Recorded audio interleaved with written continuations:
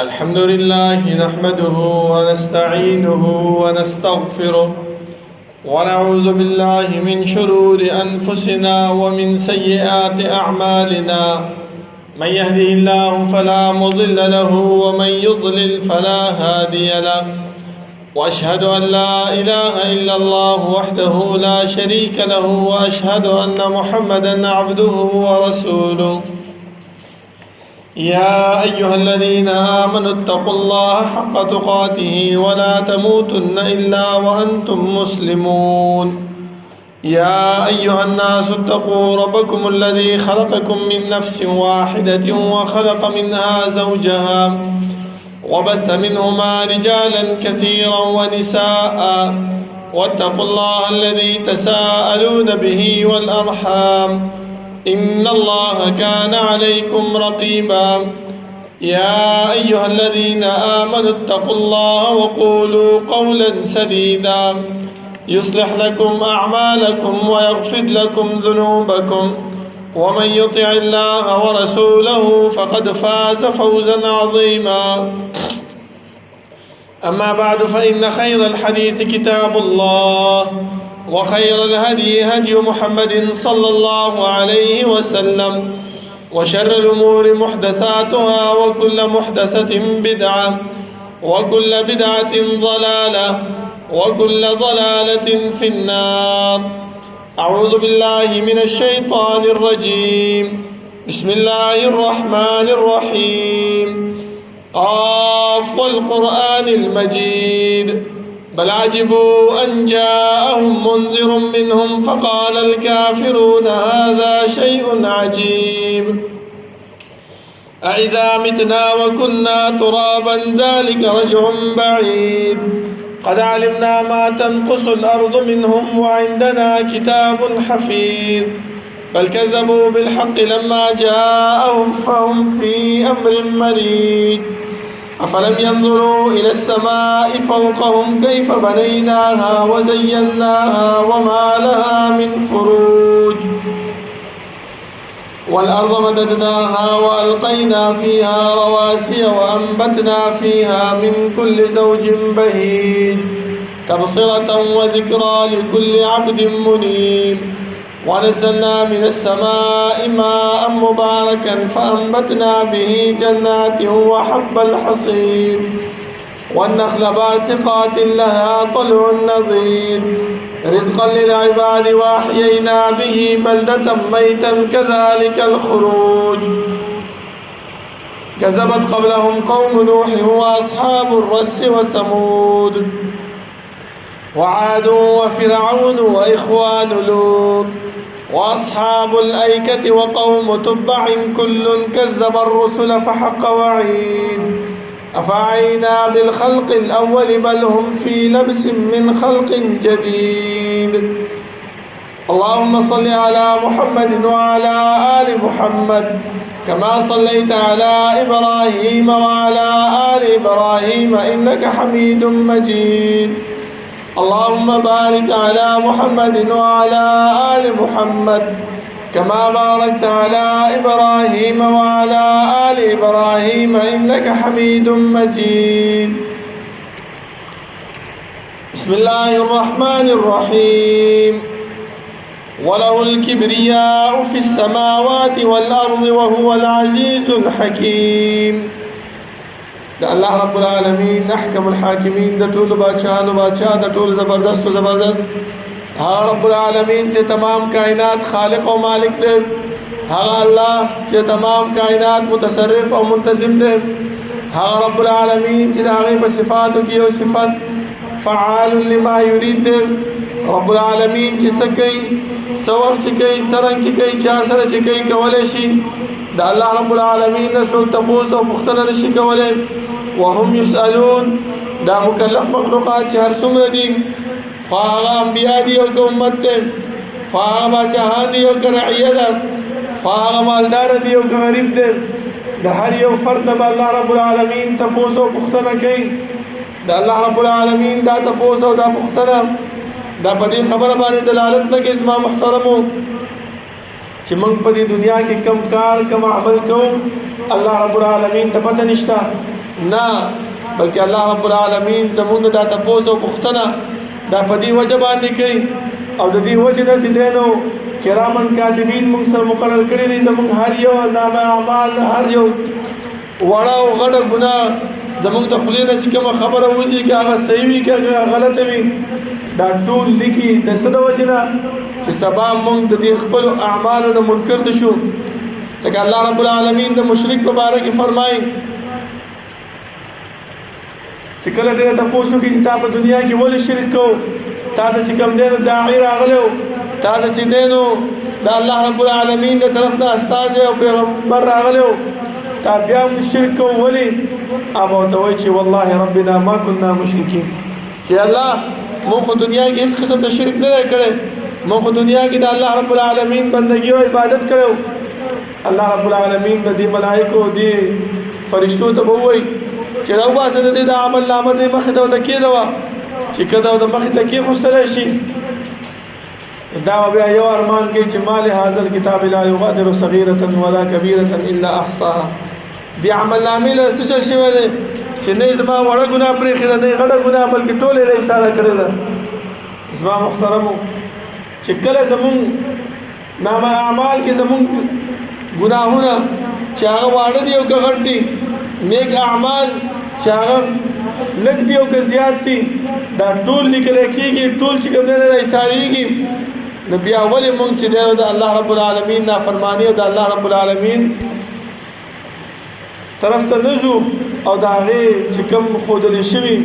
احکامات دي هغه په خپله زندګۍ کې نه راولو. ځکه د دې د بیانولو دپاره موږ ته رسول الله صلی الله علیه وسلم الله رب العالمین را لېږلی دی او په هغې باندې لکونه او کروړونه رحمتونه دي وي چې هغه موږ ته د رب العالمین ذات او صفات، د رب العالمین اسماء او احکام، د رب العالمین وحدانیت طریقې راته وښودلې. زما محترمو چې کله زمونږ نامه اعمال کې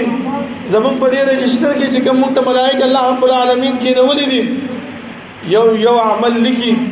نو بیا ولې موږ په دې دنیا کې چې دی نو خلکو د ځان ښایو کوم عمل چې کوو په هغه عمل باندې خپل ځان اوچت اوچت کوو او هغه خلکو ته چې کوم دی نو سپیاتانه په هغې باندې کوو. ولې سبا چې موږ الله تپوس کوي چې انسان دا کار دی ولې کړی نو د دې ولې جواب به بیا زه الله رب العالمین ته څنګه ورکوم، څه به ورته وایم؟ موږ سره بیا څه جواب شته؟ هېڅ قسم جواب زما محترم موږ سره نشته دی. پکار دا دی چې زموږ دا ژوند دا د زندګي د دنیا دا زما محترمو په دې باندې باور نه دی پکار، په دې باندې یقین نه دی پکار. ځکه یو سم دم انسان به روغ جهان انسان به اس طرح بیمار بشي او د کټ بشي، اس طرح بیمار بشي او به غورځېږي او بیا به د نه د ګرځېدوی نه به د خبرو کولوی او نه به د چېرته تګ راتګ وي. زما محترمو دا صرف څه د وجې نه الله رب العالمین دې انسانانو ته ښایي چې ګوره دا قدرت دا صرف ما سره دی، ګوره بل چا سره نشته دی. او که ته په ځان کې دغه خبره راولې چې نه مړه زه یم په دنیا کې نو زه یمه، نو بیا الله رب العالمین دا خبرې نه خوښوي. ولې الله رب العالمین په اسماء او حسناو کې دا صفت موجود دی چې وله الکبریاء فی السماوات والارض. الله رب العالمین دپاره لوی د اسمانونو ځمکو کې هو الله الذي لا اله الا هو عالم الغیب والشهادة هو الرحمن الرحیم. هو الله الذي لا اله الا هو الملك القدوس السلام المؤمن المهيمن العزيز الجبار المتكبر. دا متکبر تکبر والا لوی والا دا خبره دا د الله رب العالمین سره خایږي. زما او استاد سره زما محترم دا خبره نه خایږي. ټیک دا الله رب العالمین موږ د وس او طاقت را کړل، الله رب العالمین مال را کړل، الله رب العالمین مال خایس را کړل، الله رب العالمین مال چې دینو لګ جاه او جلال او مرتبه را کړل. نو د هغه جاه او جلال او د مرتبه او د خایس او د مال نه موږ دا خبره وانخلو چې دا ما خپل مهنت ده، دا خو زما خپل ګټه ده، دا خو زما خپل چې دی نو هلې ځلې او منډې تړلې دي نه، بلکې لکه د قارون واقعه الله رب العالمین په قرآن کې موږ ته ذکر کړې ده چې کله هغه راووته انما اوتیته علی علم عندي، خلکو ورته وایي چې ګوره قارونه دومره تکبر مه کوه، تعالی چې الله دا مال درکړی دی، دا مرتبه درکړی ده، دا جاه او جلال درکړی دی، دا د الله رب العالمین احسان په ځان باندې وګڼه، د الله رب العالمین شکریه ادا کړه، هغه ته سر په سجود شه، هغه ورته څه ویلې انما اوتیته علی علم، الله رب العالمین پکې د کوم طرفه راغی دا خو چې څه ماته ملاو شوي دي دا زما د خپل د محنت د وجې نه، خپل منډې تړې د وجې نه، خپل د کړه وړاو د وجې نه دا ماته ملاو شوي دي، دغه د الله رب العالمین هیڅ کار نشته. الله رب العالمین فرمایي چې فخسفنا به وبداره الارض، دغه شان متکبر انسان لپاره موږ چې کوم دی دا ځمکه راتنګه کړه او دا سړی په ځمکه کې راننه ویستو وي. ځکه رسول الله صلی الله علیه وسلم فرمایي چې الله رب العالمین فرمایي چې دا تکبر زما صادر دی، چې کوم انسان زما صادر ما نه راکاږي نو زه د هغه سره مقابله کوم، جنگ کوم. زموږ غوندې انسانان کمزوري انسانان د رب العالمین مقابلې ته تیارېږو نه. دا چې کوم خلک تکبر کوي، لویي کوي، ځان ښیي، دا داسې ده چې د الله رب العالمین سره په مقابله کې ودرېږي که نه، چې په مقابله کې نه ودرېدی نو ته به خامخا راغلی وې الله رب العالمین ته په سر په سجود شوی وې، الله رب العالمین ته به سوال کوي چې یا الله ستا ډېر شکر دی، ستا ډېر احسانات دي په ما باندې چې تا روغ صحت ماله راکړی دی، عقیده د توحید دې ما ته رانصیب کړې ده، دا کم مال او دا کم جلال چې دا تا راکړی دا ستا فضل دی په ما باندې، دا ستا احسان دی په ما باندې. لکه سلیمان علیه السلام ته چا ویلي چې وګوره دومره لوی احسانات په تا باندې الله رب العالمین وکړل چې تا ته هواګانې مسخر کړي دي او دا وکړي دي هغه وکړي، هغه په لوی او تکبر کې رانغی چې نه که نه داسې دی هغه ورته څه ویل هذا من فضل ربي، دا د الله رب العالمین فضل دی په ما باندې، دا الله احسان دی په ما باندې. نو ګوره چې الله رب العالمین ته عاجزي او انکساري وکړي نو الله رب العالمین تعالی هغه نعمت نور هم زیاتې، هغه نعمت نور هم اوچتوي. او که چېرته مونږ د هغه احسان شکریه ادا نه کړو، د هغه احسان عاجزي او انکساري هغې ته ونه کړو نو هغه احسان هم زمونږ نه اخلي او موږ ته په مقابله باندې ودرېږي. هم زما محترمو پکار دا دي ځکه الله رب العالمین وفرمایل چې وله الکبریاء فی السماوات والارض، دا لوی دا چا د پاره د اسمانونو زمکو کې الله رب العالمین د پاره ده، هغه سره خایيږي. ولی ځکه اسمانونه هغه پیدا کړی دی، داسې اسمان الله پیدا کړی دی خلق السماوات والارض بغیر عمد ترونها. موږ دا چې ودرو د دیوالونو ته بیل لګو،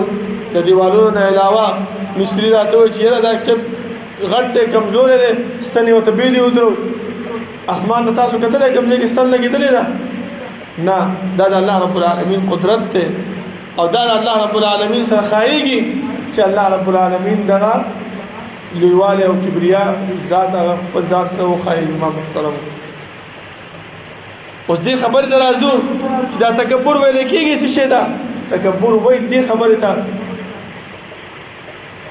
چې یو انسان ته بل انسان چې کوم دی نو هغه حقیر او کمزور معلوم شي، بل انسان ورته سپک معلوم شي او ځان ورته چې دروند معلوم شي چې وګوره که نه ما دې سره دا کار کړی دی، دا کار نور سره کړی دی او دا ما ته بیخي سره ګوري هم نه، دا ما صرف چې دی نو نه سلام کوي، نه زما خواله راځي، نه زما څه صفت بیانوي. دغه لوی خبره زما محترمو چې شی دی تکبر دی. بل علما فرمایي چې تکبر څه شی دی؟ چې هغه انسان ستا باره کې وایي او تا په هغې ته باندې څه ولګي؟ بد ته باندې ولګي چې یاره ده ته اوس وګوره پرونی هلک دی زما مخې ته پیدا شو، زما لاسونو کې لوی شو، دا اوس ما ته اوچت کېږي، دا اوس ما ته ودرېږي، دا اوس ما ته نیغېږي. دغه زما محترمو څه شی دی؟ تکبر دی. د دې نه موږ الله رب العالمین څه کړي منع کړي. دا په انسانانو کې څنګه پیدا کېږي؟ اوس مسله ټوله دا ده چې تکبر خو موږ وپېژندو خدا تکبر اوس انسان کې پیدا کیږي څنګه؟ دا په انسان کې په دې باندې پیدا کیږي چې انسان خپل ځان لوی وګڼي چې یاره په دنیا کې یم نو څه یم همدا زه یم بل څوک نشته دی. او ځکه الله رب العالمین هم بار بار موږ ته دې خبرې ته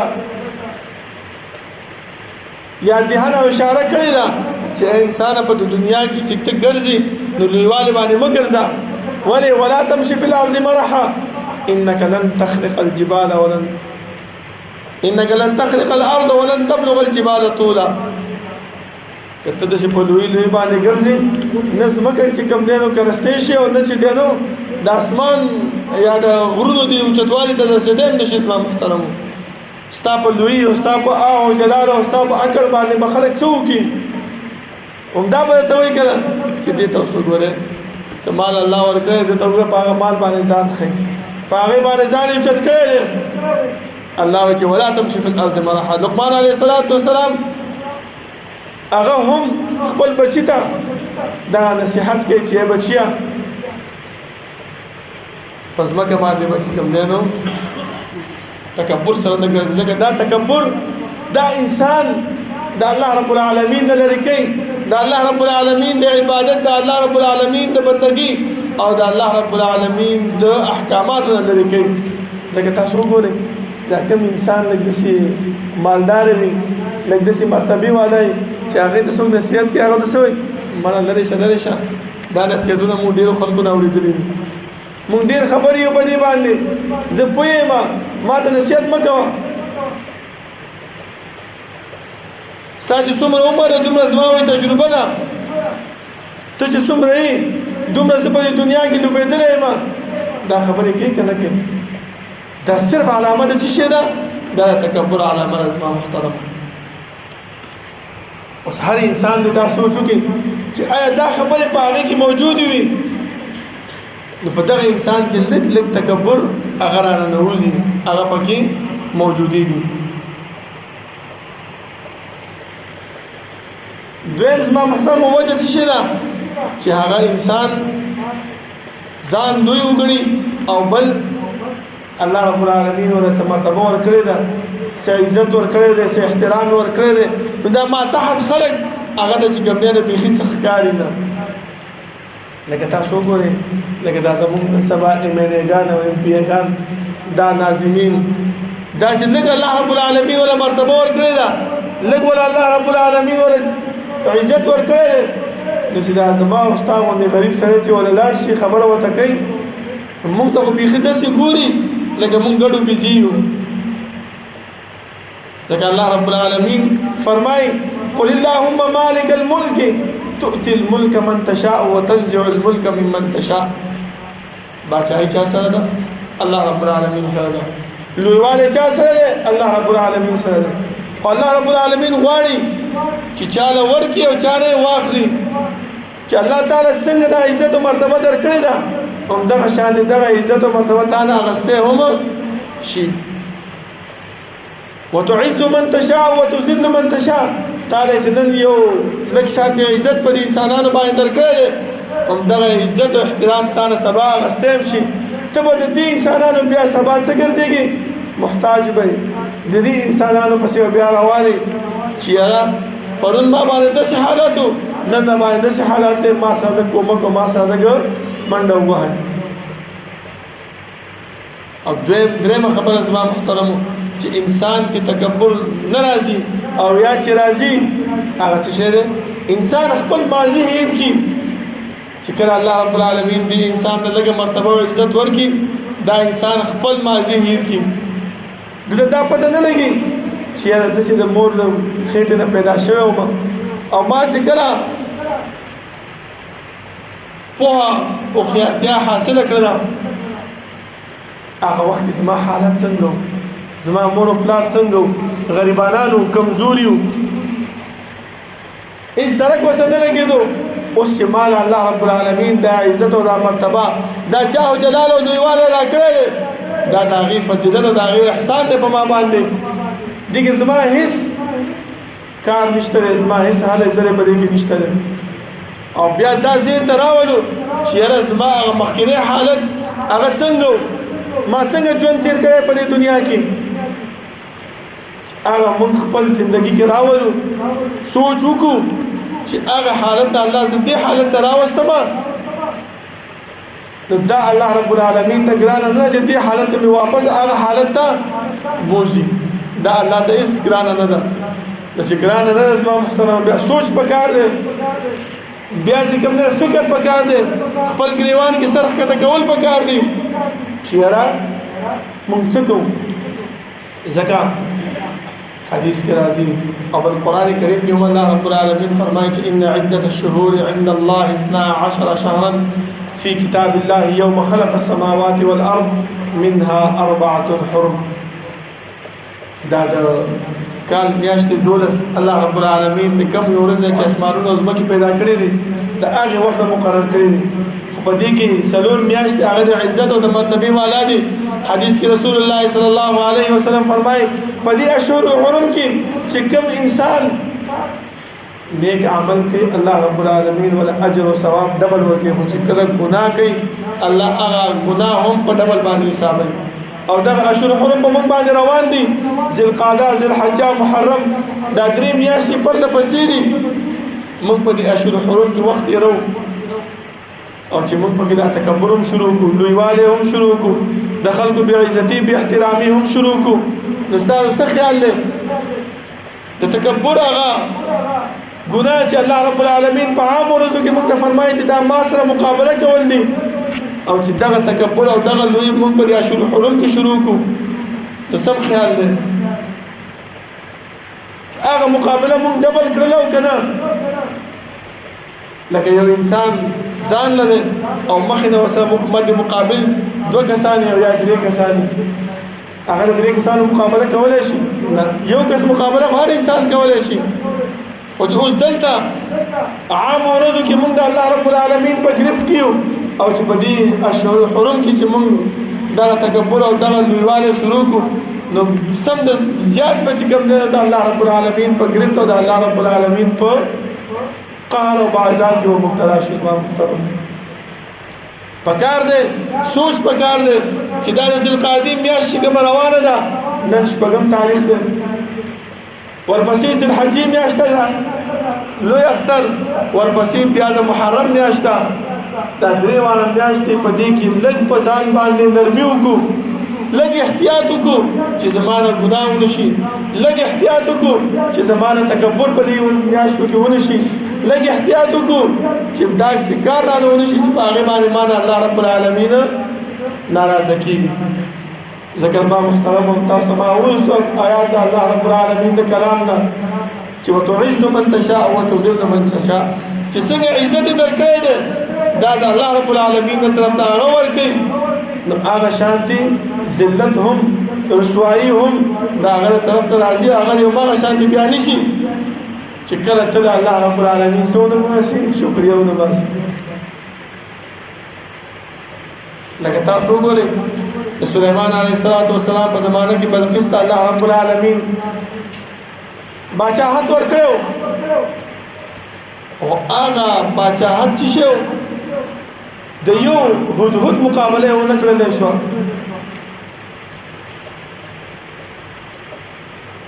علما فرمایي چې دا بلقیس به ډېره هوښیاره زنانه وه په دې باندې چې هغه د خپل هغه د مشاورینو د خپل هغه د لښکر والاو په خبرو کې رانغله خپل سوچ وکړو خپل فکر یې وکړو چې لکه چېرته د سلیمان علیه السلام سره مقابله شروع کړم نو دا مقابلې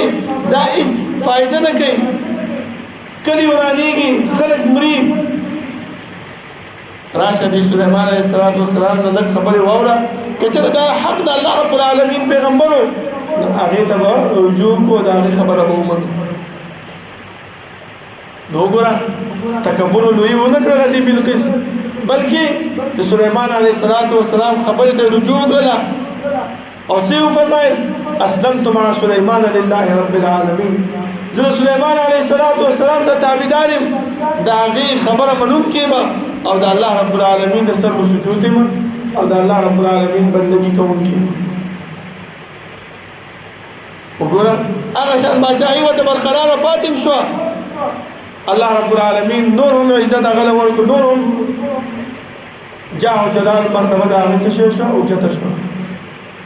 موږ هم خپل دې ګریوان کې سوچ وکړو، د چا په خبرو کې را نه شو چې یاره دا مخکینی کس ما ته داسې وایي داسې وایي، څه پته لګي هغه مخکینی کس ستا د غورځولو دپاره تا ته دا خبرې کوي، تا که چېرته د هغې دا خبره ومنله او خپل سوچ او فکر دې پکې ونه کړو، څه پته لګي دې مرتبې او دې جلالیت او دې عزت نه د هغې خبرو په وجه باندې ته څه شی راوغورځېږي. الله رب العالمین د دعا ده چې الله رب العالمین د عمل کولو توفیق راکړي، او الله رب العالمین دې مونږ چې کوم تکبر موجود دی دا هغې نه مونږ وساتي، او عاجزي او انکساري د الله رب العالمین د سر په سجود کېدل دا زموږ په زړونو کې واچوي چې کامیابي او عزت هغه زموږ مقدر وګرځېږي او الله رب العالمین سر خلو وشو. اقول قولي هذا واستغفر الله لي ولكم ولسائر المسلمين.